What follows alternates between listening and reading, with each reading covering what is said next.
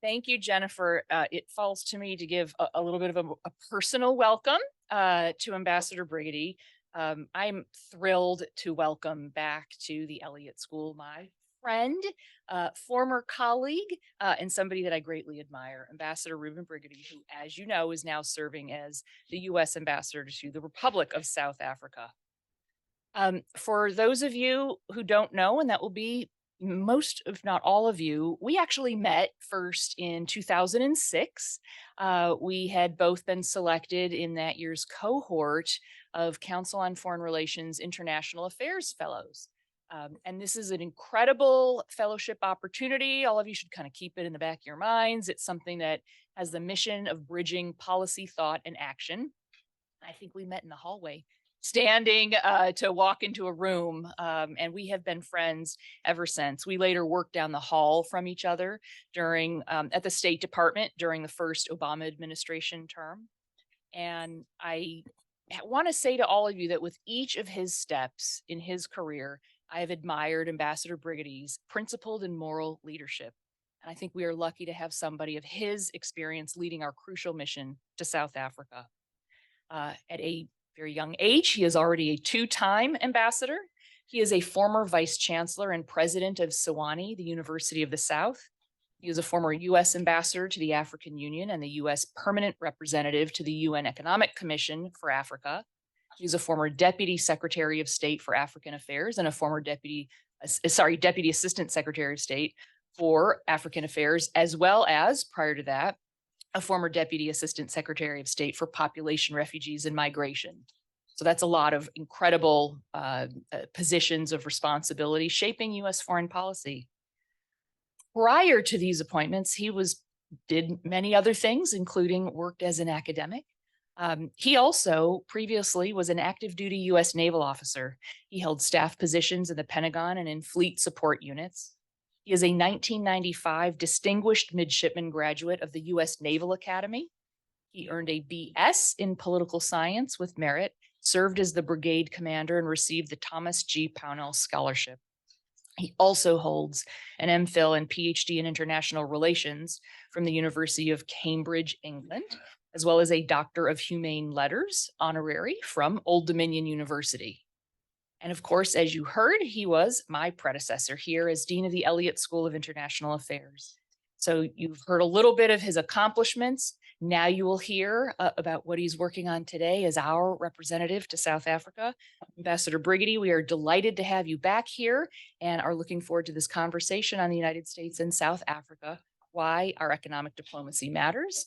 And let me call you to the podium. The floor is yours.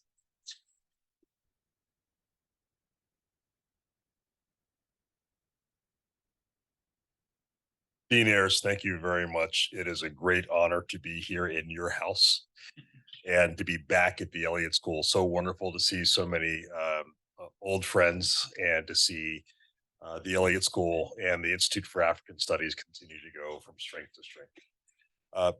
Colleagues, thank you very much for having me here today. There is nothing like being on a college campus in the fall, and I am delighted to be back here at the Elliott School. Today, I'm going to speak about three issues, which will hopefully provoke an interesting and useful conversation. First, I'll discuss how U.S. foreign policy is made. Then I'll share with you more about my role as a lead implementer of U.S. foreign policy in the field in South Africa. And then finally, I'll share some of my thoughts about why our economic partnership with South Africa matters. And I'm going to do all of that in 7 minutes, promise. So with that, start timing. Let's get to it. So people outside of the Beltway, where we are here in Washington, may often think that U.S. foreign policy is created in some secret office by PhD types that are experts in crafting complicated deals, creating secret alliances, drawing up complex rubrics. And you might especially think that if you're a devotee of shows like The Diplomat. Although I can tell you that no, ambassadors actually don't get flown to post in a private Learjet. Thank you very much. Without a Senate confirmation. It's a lot of Hollywood. But as GW students, you've probably seen many a State Department official over at Tonic. for happy hours or crammed into the metro alongside them on your way to your morning commute or back home in the evening. So for you, the best kept secrets of Washington are really no secret at all. And they shouldn't really be to anyone. The U.S. national security strategy is no more of a secret than is that iconic Washington restaurant Ben's Chili Bowl. It is a 48-page unclassified document that is available to anybody in the world. And the document clearly lays out the US government's priorities. And those priorities are the basis for everything that we do in the field of US foreign policy. And that document is the key to our approach to American foreign affairs. So there are a lot of very smart people in this room. And so I'm sure that all of you have read the National Security Strategy of the United States of America. And if you haven't yet, let me quickly summarize it for you. President Biden's national security strategy outlines how the United States will advance our vital interests and pursue a free, open, prosperous, and secure world. It is in our national interest to do the following. One, to protect the American people. Two, to expand economic opportunity.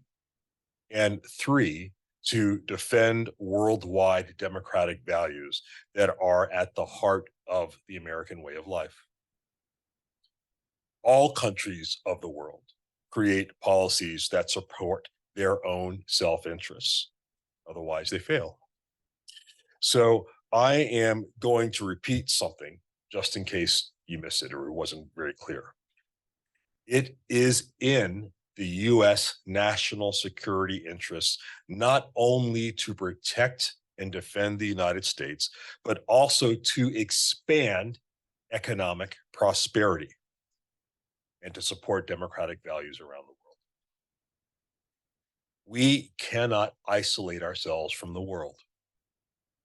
Terrorism knows no boundaries. Neither do pandemic diseases.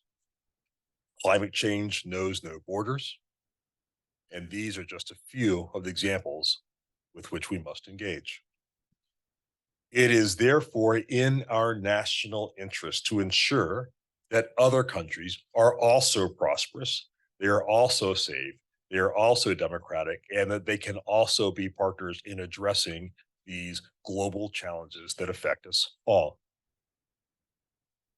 Many of you here are likely very familiar with the mechanisms that the US government utilizes for engaging in diplomacy abroad. But for those of you who may not, let me take just a quick moment to explain. When we're talking about foreign policy in a specific country, like South Africa, where I serve, the president of the United States selects just one person to represent him, hopefully someday to represent her, abroad. And that person, the personal representative of the president of the United States, is the ambassador.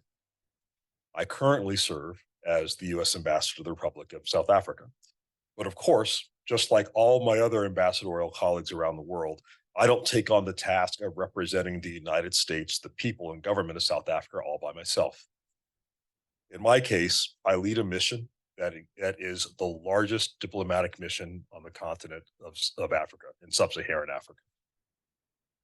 We have a chancery, an embassy, and 3 different consulates in the cities of Cape Town, Johannesburg, and Durban. Our team of over 1,200 staff, which includes both Americans and locally employed South Africans, work to advance US interests in diplomacy, development, and defense. An ambassador, any ambassador, must delicately balance the roles of, on the one hand, being the voice and face of the United States and leading his or her team to accomplish our goals, while also interpreting what is happening abroad in the country where you're posted, and building and maintaining relationships with the host government and with the citizens of the host country. An ambassador then advises on what we are seeing happening in the host country, providing that information to the president, to the secretary of state, and to their teams who lead policy formation processes. South Africa is a continental leader. And it is also a world leader, particularly amongst the global South. With a diversified market-based economy that is the largest in Africa and one of the most dynamic and stable democracies on the continent. So every day, I work to see that U.S. foreign policy towards South Africa supports the necessary synergies to ensure that Americans and American businesses are safe and prosperous in South Africa, and that we support South Africa to grow its own economy while also supporting security, economic growth, and democracy, both in South Africa and beyond. So let me give you a few examples of how I accomplished those objectives. In 2017, a young South African man named Rindeni Mafumo was selected to be out of thousands of applicants to attend a 6-week leadership program for young African leaders in the United States. Every day as a child, Rindeni had to collect water from a river, or sometimes, if he was lucky, he could wait in line for hours to take water from a truck. Then the real work started when he had to lug about 5 gallons of water that was very heavy back to his home, making sure that he didn't spill a single precious drop of that incredible, important resource. Later in life, when he was a young adult, Rindeni was shocked to find out that most people don't get their water that way. And to learn that in South Africa's larger cities, they actually didn't have that struggle. And so he decided to do something about it. He founded an organization called Kusini Water, which is a social enterprise that builds water treatment systems from nanotechnology and the shells of macadamia nuts. His company brings thousands of gallons of water to communities in need in South Africa. And the filtration device he created with these macadamia nuts is portable and operates with solar power. In 2021, Rindeni received a grant from the U.S. Embassy in South Africa to recruit and mentor water champions in rural communities, and his business today is thriving. And more secure water resources for South Africans means a more stable, more secure partner for the United States. Another more well-known example of collaboration is the President's Emergency Plan for AIDS Relief, or PEPFAR, which was started in 1994 and has reduced deaths in South Africa by HIV and AIDS by more than 80%. 1 out of every 5 human beings on the planet that is HIV positive is South African. Furthermore, 2/3 of the people in the world that are HIV positive but have yet to be put on antiretroviral treatment are also South African. And PEPFAR, a program which is now in its 20th year, in partnership with the government of South Africa, is arguably the greatest healthcare humanitarian intervention the world has ever seen. And the results have been remarkable. 25 years ago, having HIV/AIDS in South Africa was a death sentence. Today, though there is still a ways to go to tackle the pandemic in full, people are living healthy, full lives in ways that were unimaginable 20, 25 years ago. Many people, including me, have spoken about the success of PEPFAR, but have you thought about people living with HIV who may also have another ailment, like, say, kidney failure? Persons living with HIV have had limited access to dialysis. Good. In the past, a patient with both kidney failure and HIV was sent home to die. In 2008, a South African doctor named Elmi Muller, who received U.S. government grants for health research for 10 years, performed the very first worldwide HIV positive to HIV positive kidney transplant. And that patient is still alive today. Since then, over 50 South Africans going through the painful process of kidney failure have received new kidneys. Dr. Mueller's work and that of her staff also led to the passage of the U.S. HIV Organ Policy Equity Act, or HOPE Act, in 2013. That facilitates the training of doctors in American hospitals to perform the transplant services for persons living with HIV. That means U.S. government support for South Africa's efforts to fight HIV and improve health for its citizens led directly to better health care for Americans and a medical breakthrough that is improving health and advancing medical research globally. From 2019 to 2022 alone, the U.S. government has helped South African companies export over $96 million worth of goods to the United States through the African Growth and Opportunity Act, or AGOA. So, for example, if you go to Trader Joe's today to buy an apple or a mandarin orange or some grapes from South Africa, it is very likely that product came into the U.S. tax-free under AGOA. This is a benefit that no other country in the G20 has. South Africa, which is the only African country in the G20, is the only G20 country that has access to the US market under these incredibly generous terms. Furthermore, no other trading partner of South Africa gives those exceptionally generous trading terms to them. Nowhere in Europe, nowhere in Asia, nowhere else other than the United States of America. That means that not only does more nutritious food come to U.S. grocery stores, but also that thousands of South Africans, most from previously disadvantaged communities, who now have good jobs and more capacity to overcome the legacy of apartheid, have those as a result of the economic benefits that come from AGOA. They will build a future for their children in a more stable, equitable, and diverse democracy that will be a market for and can partner with the United States, both economically and otherwise, and can serve as a model for the region.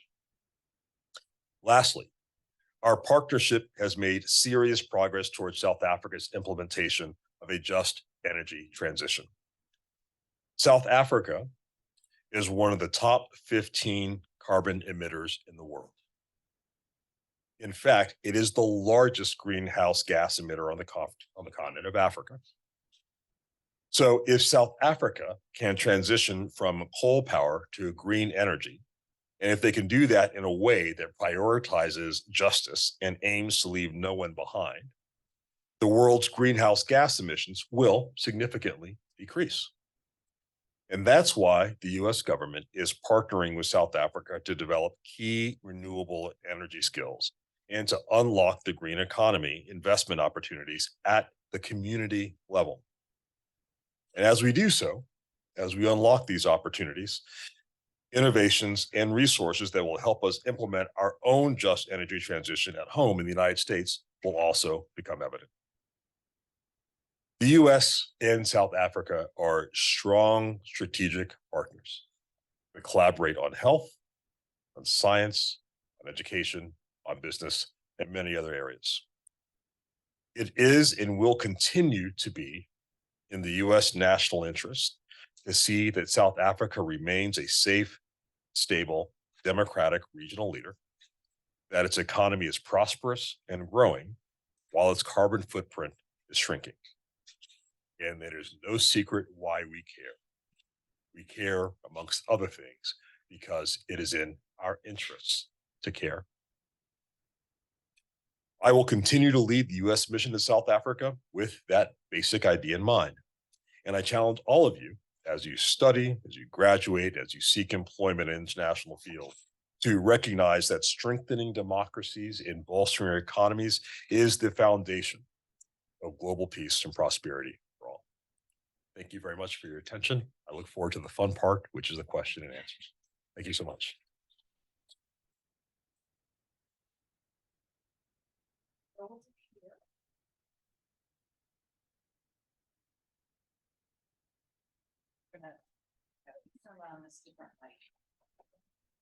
Okay, is this mic working? Yep.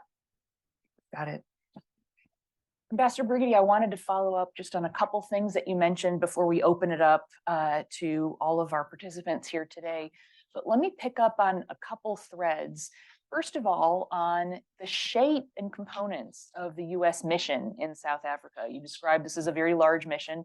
I think it would be helpful for many of our students to hear about the different kinds of agencies that support us in our work with South Africa, and what might be opportunities for our students to be thinking about. Commercial service, agricultural service, USAID, in addition to state. I mean, anything that you'd like to highlight for our students. Sure. Well, as you mentioned in my bio, this is my second ambassadorship. Previously, I was ambassador to the African Union. And the difference between leading the African Union mission versus leading U.S. mission to South Africa is a bit like the difference between driving a patrol boat and driving an aircraft carrier in terms of size and strategic impact. So the U.S. mission to the African Union had like just 26 people, and it was only focused on policy. Whereas the U.S. mission to South Africa not only has all of the political things you would imagine in terms of engaging with the host government, there are over 50 distinct U.S. government agencies and offices represented in the U.S. mission to South Africa. Everything from the Foreign Commercial Service to the Department of Agriculture, the Fish and Wildlife Service, the U.S. Agency for International Development, FBI, which does law enforcement liaison, Homeland Security, Secret Service, etc. And that is not only because we have a series of very robust and diverse engagements with the government of South Africa, but also because the platform of the U.S. mission to South Africa serves as a regional platform, not only for Southern Africa, but in many cases also for the entire continent of Africa. And so it is a big, diverse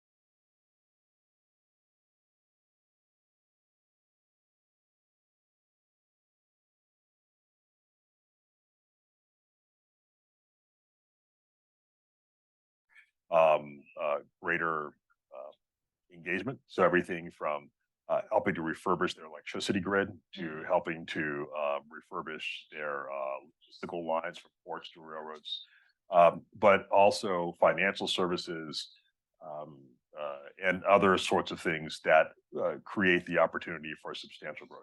Now, having said that, there are some non-trivial challenges with the economy of South Africa at the moment.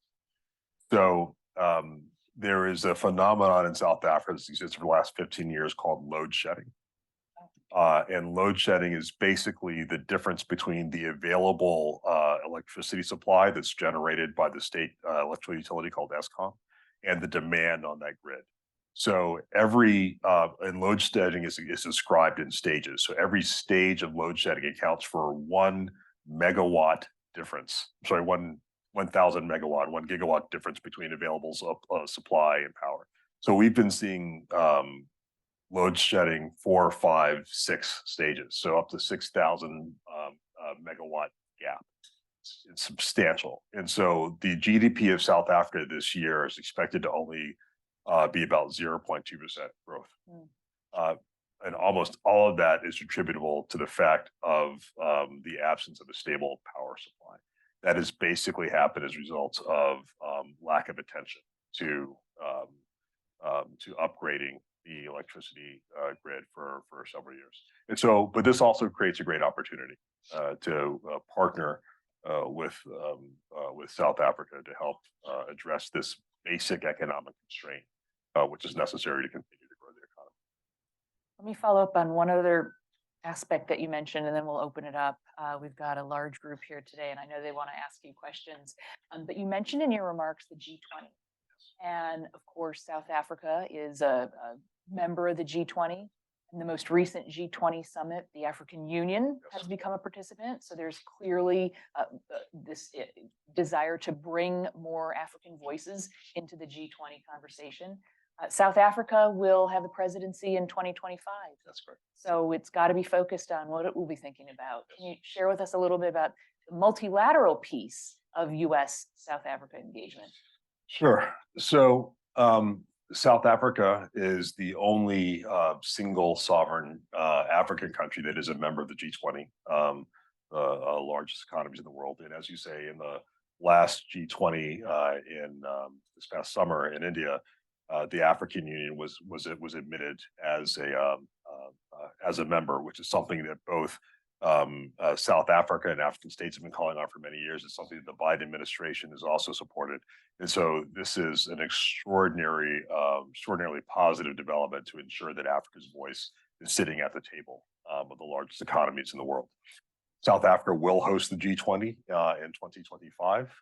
It will be a substantial event. I think it's quite frankly, it's too early to determine like what their theme for that G20 summit is going to be, but they will host it. Just as they just recently hosted the BRICS summit in Johannesburg this past August. And the big issue at that particular summit was the expansion of BRICS. And so in the mission to South Africa, we do kind of two things. First of all, we are obviously focused on just the bilateral relationship, but it's also true that we engage each other on a variety of issues beyond merely the bilateral relationship. We actually have a forum called WAGAGI, which stands for the Working Group on African Global Issues, in which we meet at senior political levels once a year to talk about everything other than the bilateral relationship that we're interested in. That could be everything from, for example, African participation at the G20, reform of the multilateral system, for example, reform of the UN Security Council, conflicts around the world, principally Russia and others. So Russia, Ukraine, and others, just so that we can understand each other better, to find ways in which we cooperate, and where we don't see eye to eye, where we can make sure that we understand our disagreements and why, and to ensure that we are coordinating in ways that can allow us to continue to develop and affirm the bilateral relationship, even as we're working on some of these other challenging global issues. Thank you. Let's go ahead and open this up. I still have more questions that I want to ask you. And so if we have time, I'll come back to some of these. But the floor is open, and we will also look to take questions from our participants online. Yes, sir.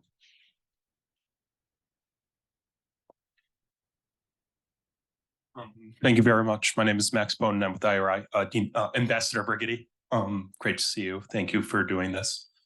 You spoke about all the programs between the United States and South Africa that are of tremendous benefit to South Africa, AGOA, PEPFAR, the list goes on.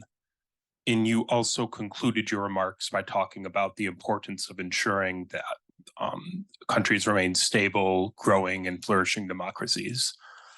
There's been a lot of conversation in this town lately about the leverage that programs in U.S. foreign aid, be it AGOA, PEPFAR, can present when engaging with countries on which we have disagreements.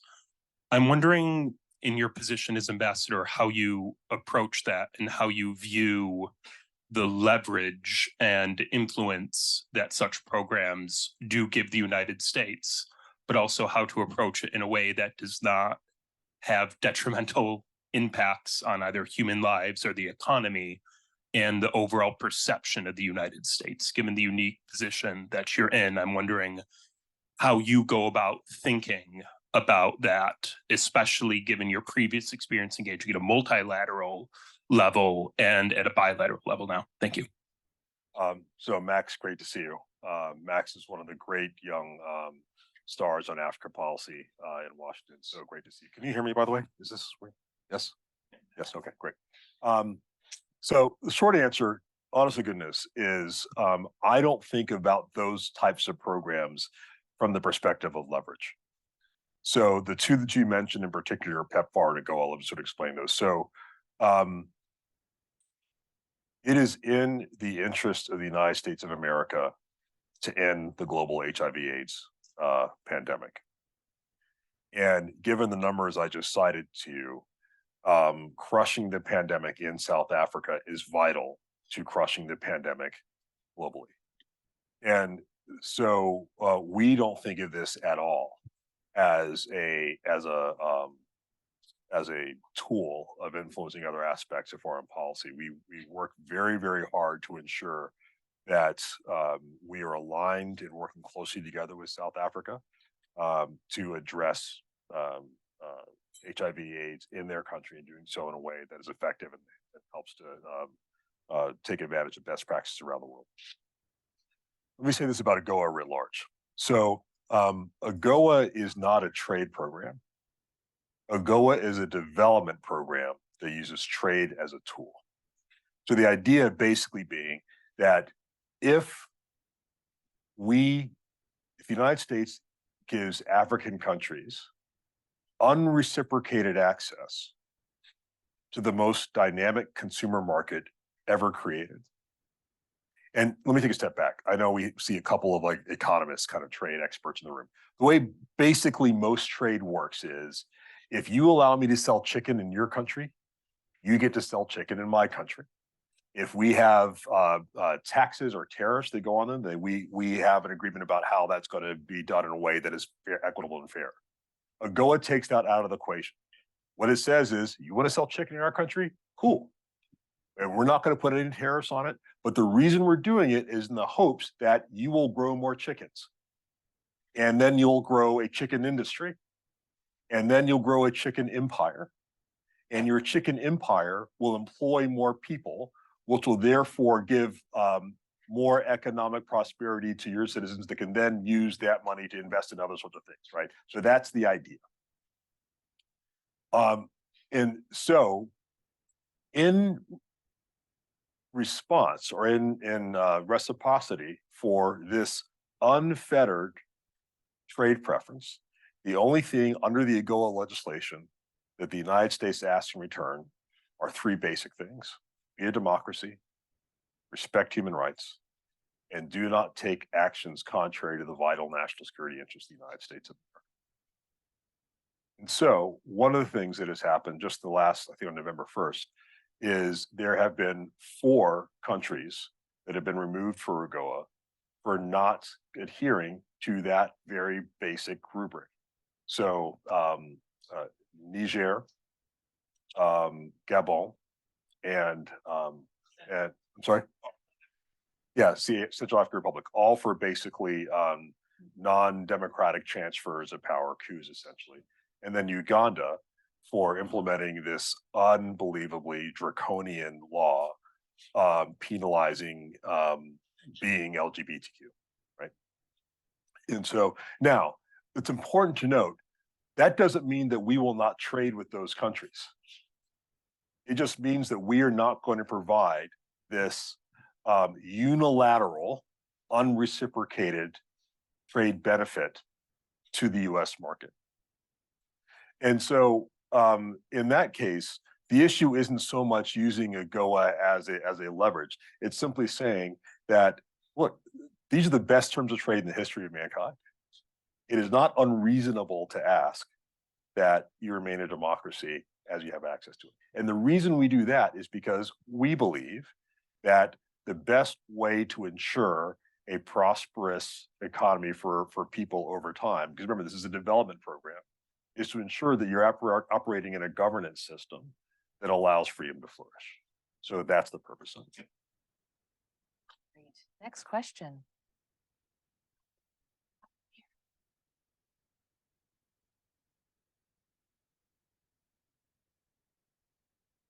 Hi, thank you, Ambassador. My name is Bryson. I'm a first-year undergraduate at the Elliott School. My question is kind of a follow-up on this. We've seen across the African continent, whether it's attacks on human rights of LGBTQ people or democratic backsliding with coups. So how do we continue engagement with these countries on vital issues without compromising our values, commitments to democracy, economic and regional stability, and human rights? Well, first of all, let me say that that is a challenge in American foreign policy globally. Dean Ayres can tell you about many of the similar issues in South Central Asia, where she's an expert and one sees this in Latin America and other places. And the short answer is, one of the hallmarks of American foreign policy is that we are constantly actually trying to balance our interests and our values. In fact, not even balance them, just in which we see our values as our interests, or advancing as values are part of our interests. There are other countries in the world that don't see it that way, that have a much simpler articulation of their own interests, and then go about the world, their engagement in the world, in a much more utilitarian fashion, shall we say. And so whether it be in countries that have had coups or that have serious human rights issues, the short answer is that you continue to engage and engage and engage. And these make for difficult choices, frankly, in very discrete circumstances. But the whole point of diplomacy, you don't remember anything else, remember this. The whole point of diplomacy is to get your interlocutor to do something you want them to do because they want to do it. And that is in part persistence. It is in part hard conversations. It is in part cajoling. It is in part offering additional inducements. And all of this is done in sort of a three-dimensional kind of chess game while you're like running a marathon, sometimes backwards and blindfolded, right? Meaning you're doing these things in real time with real other variables are actually intervening. But the key thing is to always keep in mind the lodestar, like what is the baseline objective you're trying to achieve. So just like sailing, sometimes you can't sail straight there. Sometimes you have to tack left, tack right. But as long as you're broadly sort of advancing, and you're doing the hard work to place. Okay. I saw over here and then over there.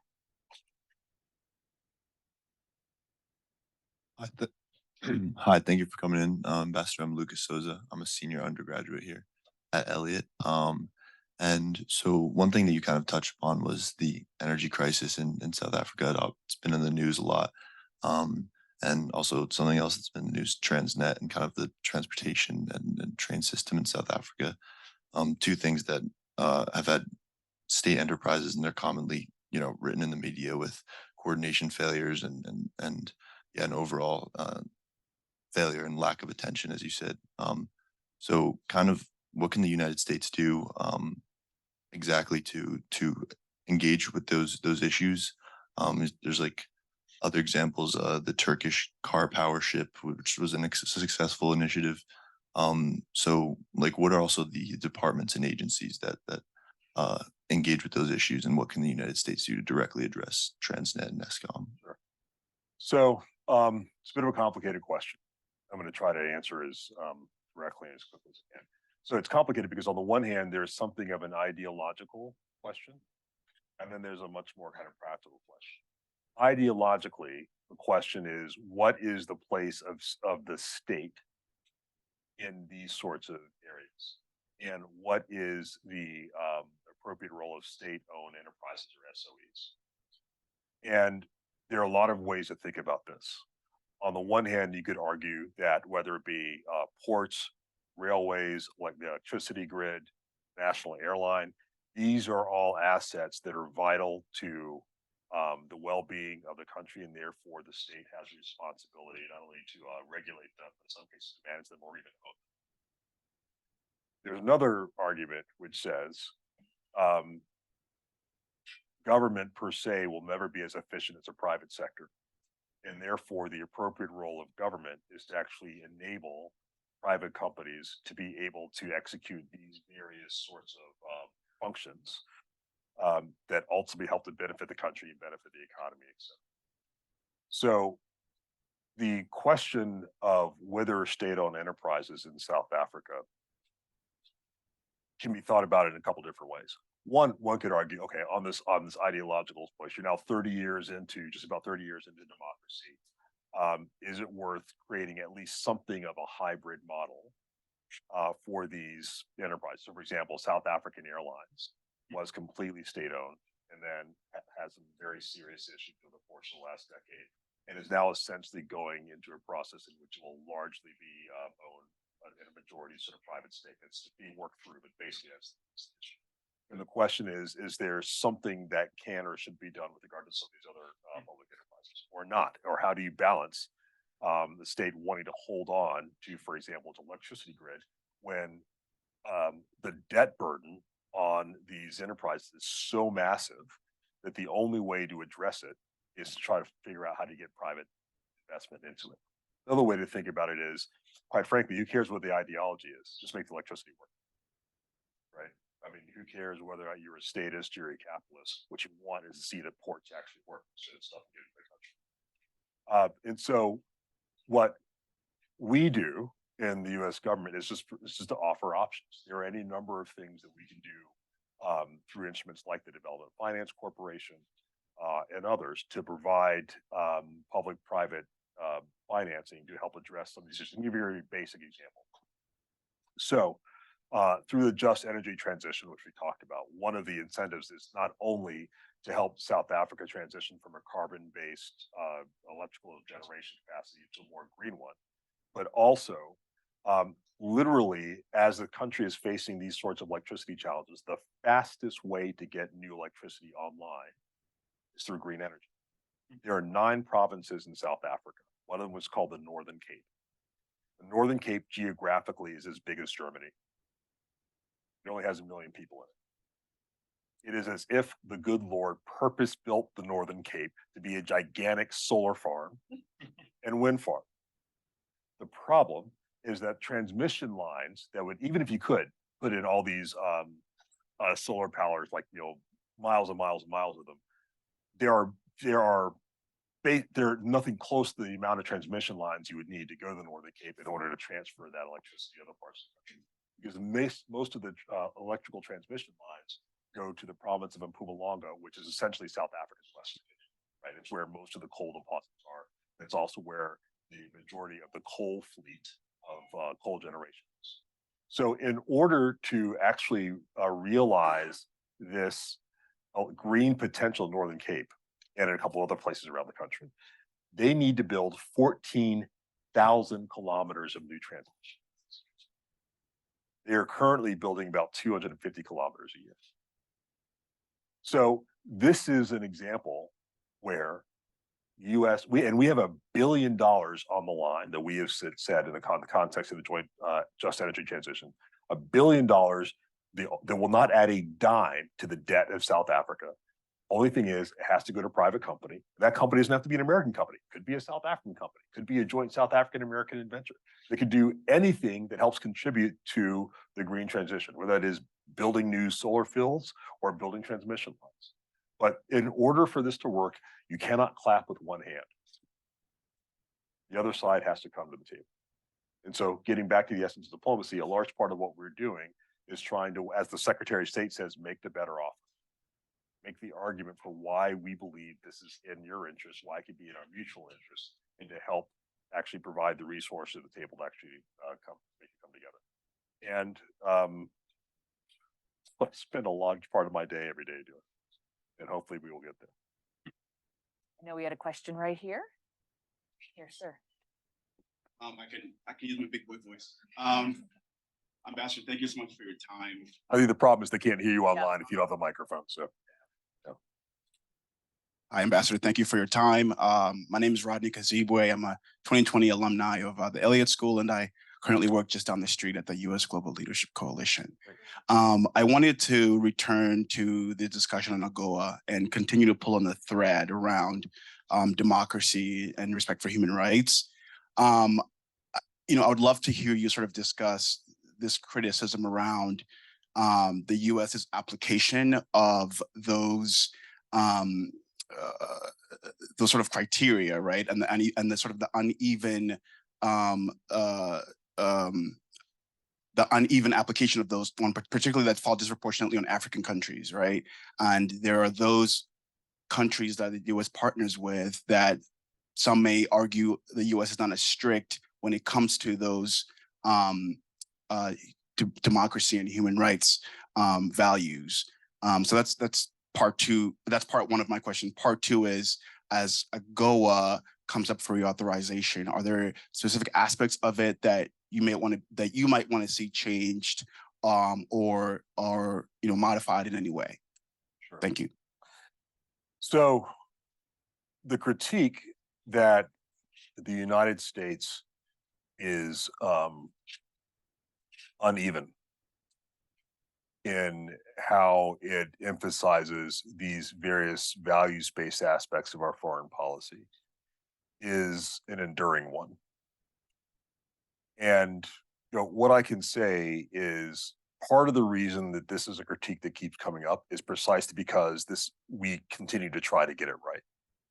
Meaning, as I said before, there are other countries that simply don't factor in questions of democracy or human rights or women's rights or free speech or other sorts of things into their foreign policy, let alone in their own domestic policy.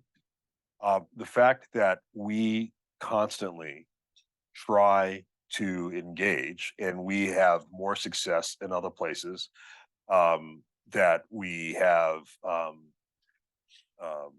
that it's more obvious in some places than others, is a reflection of the fact, A, that we continue to try to do it, B, the world is complex, and C, every bilateral relationship is different by virtue of the nature of those particular countries. But as I say, the fact that you can continue to ask this question is evidence of the fact that this continues to matter in our foreign policy, and we continue to try to get it right to a greater or lesser degree, for sure. And this is, as students and observers of American foreign policy, is what you all do. But that is our intent, why we continue to work on it. With regard to AGOA, it is absolutely above my pay grade and outside of my lane to even opine on what may or may not be different in a renewal of AGOA. What I will say is that this is absolutely a live debate right now. AGOA is a program that is authorized by legislation passed by Congress. So members of Congress will have that debate. We just finished hosting the AGOA Forum in South Africa just last week, in which attendees, African attendees, discussed the various things that they would like to see in the next iteration of AGOA. I am certain that both the Biden administration and also members of Congress are listening actively to those discussions. And we will see what Congress decides. And I will faithfully execute as an implementer of U.S. foreign policy, whatever we are directed to do. Let's see if we have anything online. Make sure we can offer an online question opportunity.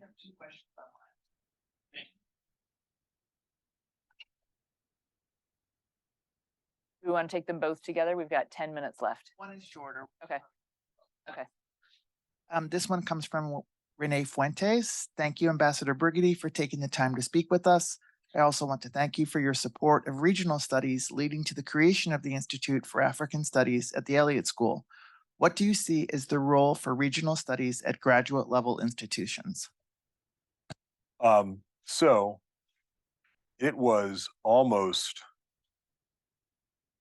2015, 2023, 8 years ago in this room on my very first day as dean. I've been dean for 2 hours and made a public speech saying, we will create a new Institute of African Studies before the start of the next academic year. I didn't ask anybody's permission. I didn't say that we would think about doing pending identification of resources. I just said, we're going to do it. And the team all came together and we did. And I'm so incredibly proud to see this amazing institute continue to grow.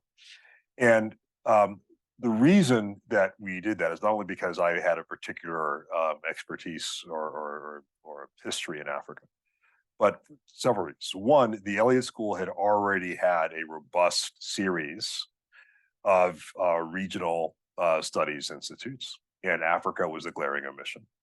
I personally happen to think that in order to be an effective foreign policy practitioner, you have to have at least a reasonable understanding of what is happening on the continent of Africa. And the reason is that everything that's happening in the world is happening in Africa, usually at some level of a higher amplitude and usually under more challenging circumstances. By the middle of this century, 1/4 of humanity will be African. The median age on the African continent today is 19 years old. So in many ways, what is happening on the continent absolutely will be the future, will impact the future of our of global engagement. And so, broadly speaking, for students of foreign affairs, having a particular expertise early on in your career in a particular region does a couple things. One, it gives you something of an anchor to help to kind of understand other aspects of the world. Two, once you understand a particular region, it necessarily helps you to identify linkages to other regions. So whether it be Africa and Europe, or Africa and India, or the Indian Ocean, as we talked a little bit about, or Africa and East Asia, or Africa and the United States, or whatever. And then the third thing is that once you've actually demonstrated the ability to understand one region and identify linkages, then it actually helps you to have a much broader understanding what's happening in the world, broadly speaking, and then gives you this the basis to be able to apply that broader understanding in ways that that impact, frankly, global challenges that cross borders and cross continents. We had a second question. This next question is from Jerry Cabat. Good morning, Ambassador Brigety. Thank you for your time. I am a first-year graduate student focusing on conflict and conflict resolution. As someone who grew up in Kenya, South Africa shares similar issues of corruption and unemployment. In pursuit of economic partnerships, how do these challenges affect our interests in terms of economic diplomacy? Also, with South Africa having warm ties with Russia, how are we mitigating this geopolitical alignment being seen specifically in South Africa and overall in Africa? Thank you, and sorry for the load shedding. Trust me, it happens in Kenya too.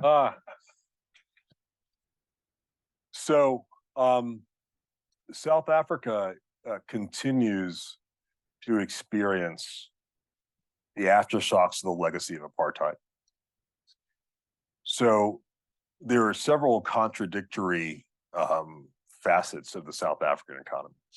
On the one hand, South Africa is the most industrialized economy on the continent, and as of just a couple of months ago, is again rated the largest economy in Africa. It is also the most economically unequal society on earth. And that is not an accident. That is the legacy of apartheid, which was by design. And the fact that it is still that unequal 30 years onward, frankly, shows both the sort of enduring power of many of the kind of economic pathways in the South African economy, and also just how difficult it is to kind of crack that nut. In addition to the inequality, South Africa has one of the highest unemployment rates in the world. The official unemployment rate is 35%. Youth unemployment stands around 65%. And so trying to figure out how you have a country of 62 million people, 30 million of whom are on some form of government assistance, with the economic growth rate this year of about 0.2%. These are not positive indicators. And addressing both these kind of structural issues and structural constraints is a vital priority, not only for South Africa, but for all the other countries that are partners and friends of South Africa. So the president of South Africa, Cyril Ramaphosa, talks about the kind of the threefold challenge of South Africa: poverty, inequality, and unemployment. The only way you can address many of those things is by increasing economic activity, increasing the number of increasing investment, because investment brings jobs, jobs bring dignity. But in order to attract and sustain investment, there simply have to be more of an enabling environment, because capital can go anywhere in the world. And the question is, how do you actually attract it in a way that is sustainable? So in the United States, for example, there are about 640 American companies operating in South Africa. They employ 225,000 people and generate revenue roughly equivalent to 10% of South Africa's GDP. So the economic impact of, and that, by the way, is before you start talking about AGOA and the value of trade that comes from this activity. And so the economic impact in South Africa of American government and American companies is profound, and we are actively working to see how we can advance that in more ways by attracting even more companies and more investment. As it relates to South Africa's other foreign ties, South Africa is a sovereign country like every other sovereign country. They will make their own choices about the nature of their partnerships with others around the world. We are in constant communication with the government of South Africa on matters where we agree, on matters of concern. And I am optimistic about the trend lines for diplomatic engagement between South Africa and the United States as we work to both strengthen our partnership and also address issues of concern that we have on either side of that relationship. Mr. Ambassador, can we take one question? I know you have a hard stop, so I want to be conscious of your time. Right here. Now you had a question.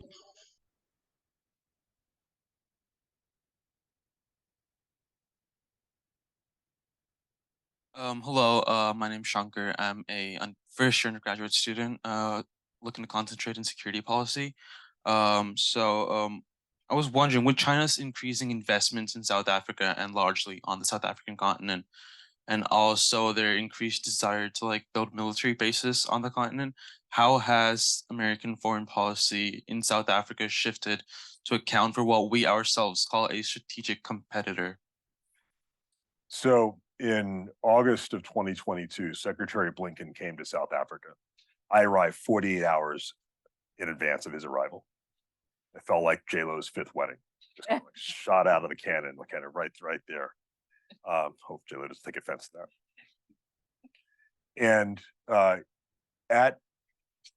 during his visit, he articulated our new strategy for sub-Saharan Africa. And one of the things he said is that we are not in the business of asking African countries to choose their various partners. And that for too long, that has been exactly the approach of outside powers to Africa. You have to do this or that, you're with us or against us or whatever. We are in the business of simply being good partners and making the better offer. We happen to believe that the United States is a very strong partner and has a great deal to offer. And for example, in the case of South Africa, we have spent literally a generation, 30 years since 1994, demonstrating the bona fides of the United States as a partner in growing the prosperity and health and security of South Africa. And we've done that in other countries across the continent. Other African countries will make their choices about how they want to engage other countries and how they want that to look. And we will remain in conversation with them in ways that help to advance our interests and raise issues of concern. But ultimately, as I say, it is in our interest to help spread prosperity, spread democracy. And we do so by continuing to make the better offer and asking our African colleagues simply to evaluate, make their own choices as they see fit. Let's take this one last question. One last question. Okay. Thank you. I appreciate it. Ambassador, welcome back.